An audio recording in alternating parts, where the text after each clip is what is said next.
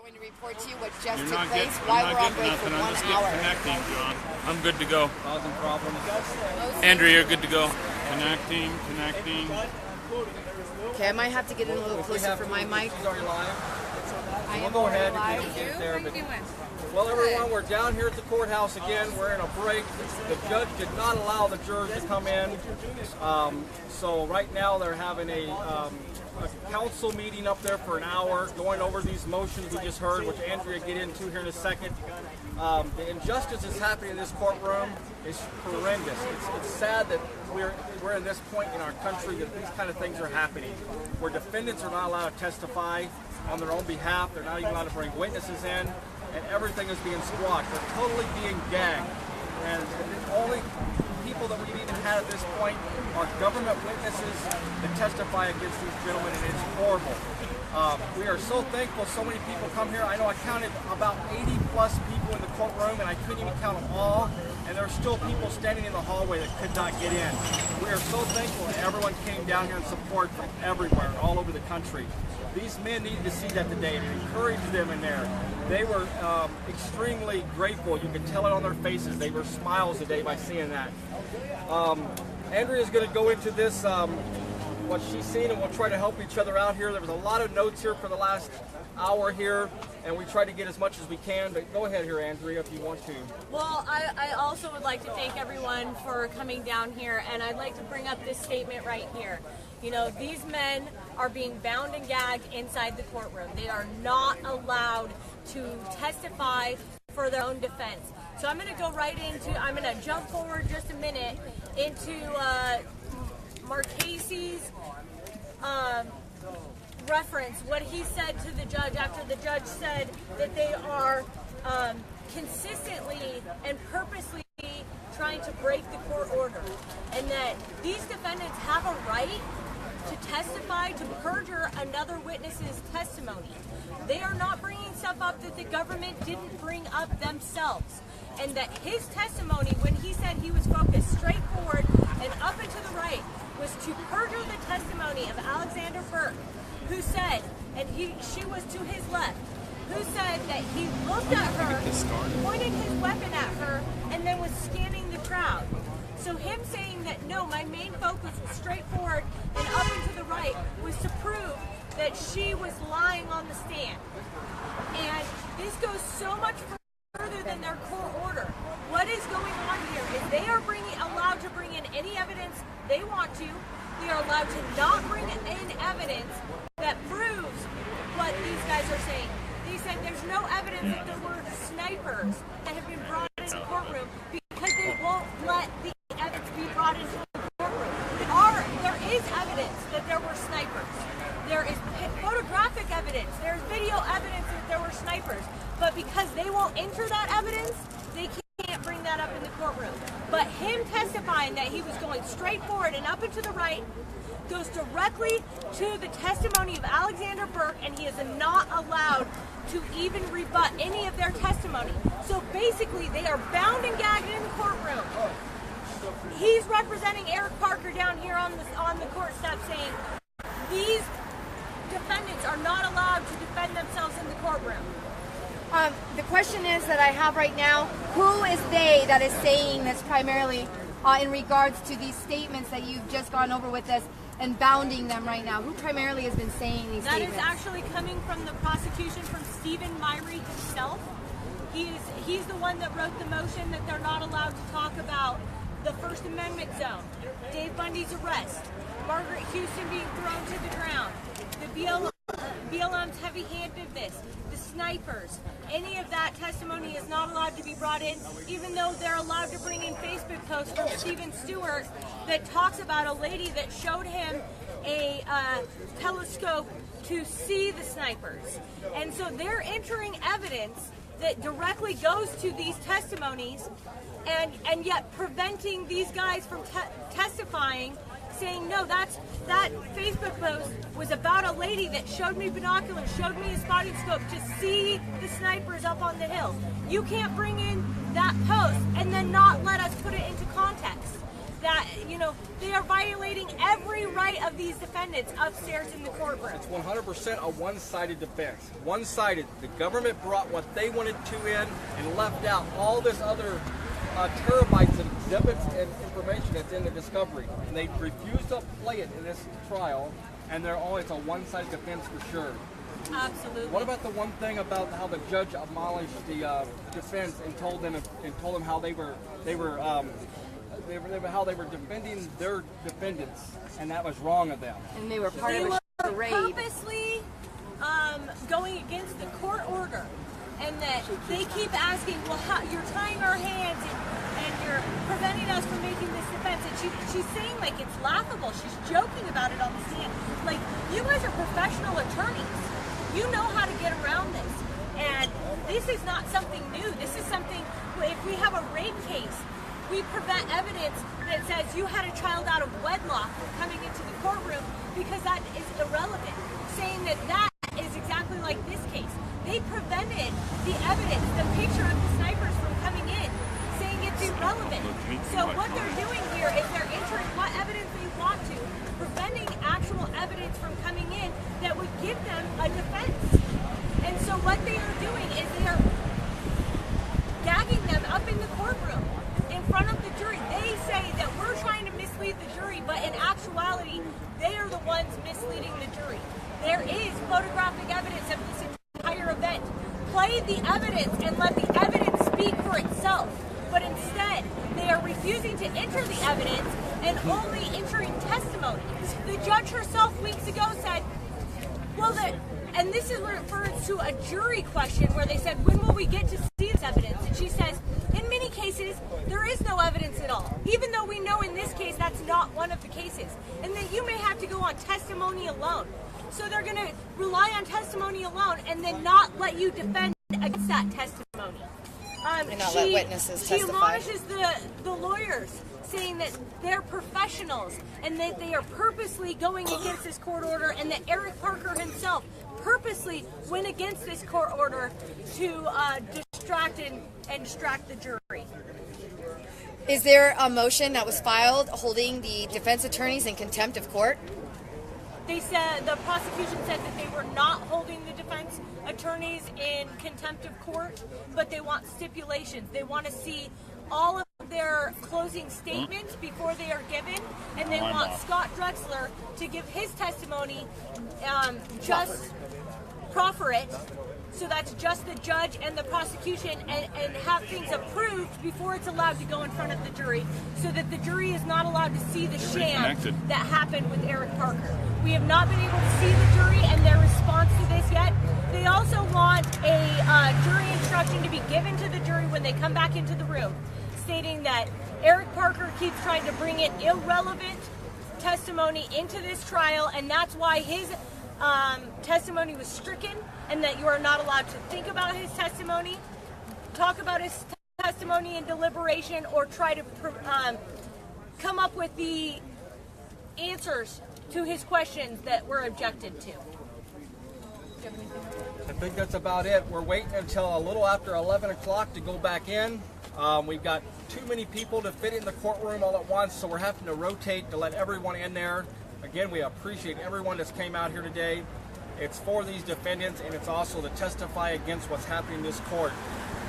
Was there, before you go though, was there anything that the judge said from the bench in regards that was untruthful in regards to the evidence being presented, and then how she accused them of cherry picking that information and some sort of government conspiracy, and that they were joining some sort of charade, the attorneys themselves? That's exactly what the judge, I know, and I didn't write all that down because it was happening so fast, but the judge accused the defendants' lawyers of joining into a conspiracy to conspire against the government, that the government was they're accusing the government of a conspiracy pretty much, and that she was telling them that she was disappointed in them at their conduct of how they were vigorously protecting their defendants unjustly. I have some quotes on that. She actually said, you guys keep saying in the courtroom, shouldn't the jury have a right to know? She said, this is a showboat. Your defendant continues to make a mockery of this court order.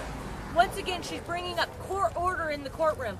This is why this judge is biased. She is so biased because she takes it personally about the court order and the fact that these BLM agents weren't allowed to finalize that court order, and now they have a court order against them up in the courtroom, and she is saying that Eric Parker is making a mockery of this court order by trying to defend himself. He's not allowed to say why he went. One of the only questions that he fully got out in his testimony is, did you go because of cattle? And he said no, and that was one of the only questions that weren't objected to during his testimony. What is happening inside this courtroom is atrocity. All of our amendments are on trial here, and they are being obliterated. If this isn't important enough to you now, you are going to realize how important once it is too late. Would either of you say that the judge was almost defending herself in the way that she was presenting her words and admonishments, almost in a defense of herself for her own misconduct and actions last week? Not that she's admitting to it. Well, she definitely defended herself, went all the way back to the beginning of the trial, saying how she gave these orders, that the lawyers should have gave these written orders to the defendants. Accusing them of misperceiving her orders? Justifying her actions. She justified it, and she was also justifying the government's right to what they were doing the whole time here. It's all she spent the whole morning doing so far. Pretty much. And she did not want to bring them jurors in. The jurors were supposed to be in at 9 o'clock this morning. That's what they were told. And she has kept them out of the courtroom so far all morning this morning. Yep, we haven't seen over and over again, trying to give the defendants an hour of time. An hour of time to do something. They said, we don't need an hour of time. We're ready to proceed, Your Honor. And she finally got her way. Gave an hour of time to the defendants and all of them to talk before they bring them back in. We may not even get the jurors in at all this morning. I can't thank you guys for the additional questions. I was going to say, we've got Eric Parker out here today, bound and gagged, not allowed to give his defense. Will we have Scott Drexler out here today by the end of the day, bound and gagged, not allowed to give his own defense? That's what's going on in this courtroom. You are not allowed to testify in your defense. You're not allowed to speak of the reasons you came, of your state of mind, of your motives. So we have one today. Are we going to have two by the end of the day? I can't thank everyone enough for being here. Last trial we never filled the courtroom to where people were not allowed to come in. Today we have such a long line that we're trying to rotate and get everyone who's come all the way down here into this courtroom. And I can guarantee you that I will be out here during deliberation every day wearing a shirt just like this, that Eric Parker not allowed to testify in his own defense, because this is important. And we do have some media down here, and I hope that they are getting the word out as well. We need more. Call the media stations. Tell them to get down here. Please if call you're today. at home and you can't be here, call up all of these organizations and tell them they need to be putting this on the air. What is happening down here affects every American.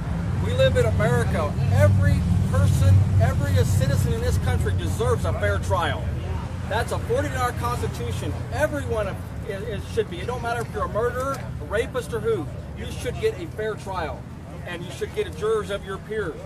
These guys here, they stood up for other people's rights. They should get a fair trial, and they are being denied when other people like murderers and rapists get a fair trial, and they're not. Absolutely. How can they prevent us from calling witnesses? They called for the prosecution last time.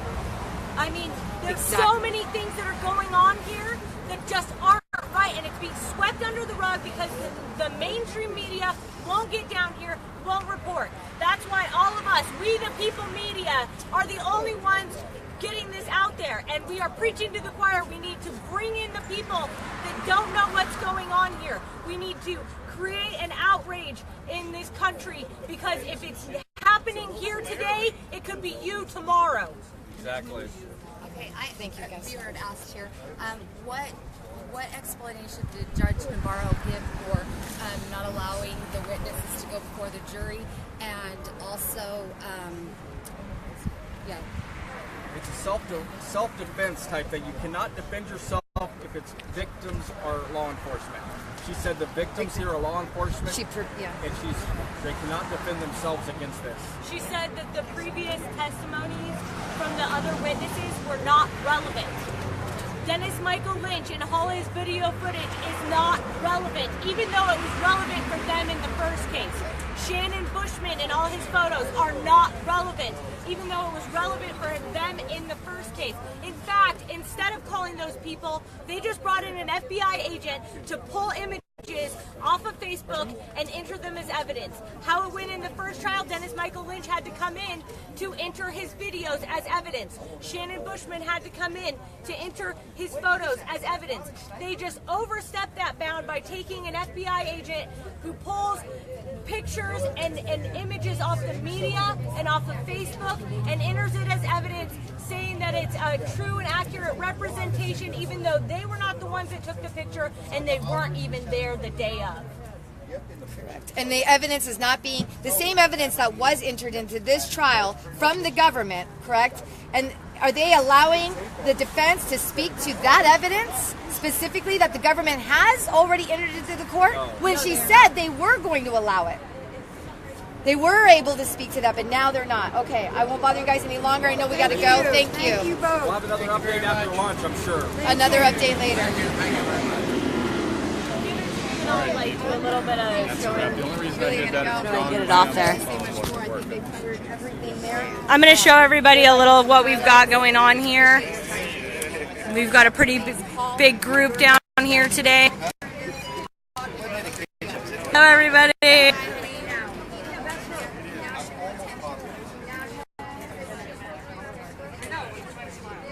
Here's all the tea that was thrown this morning.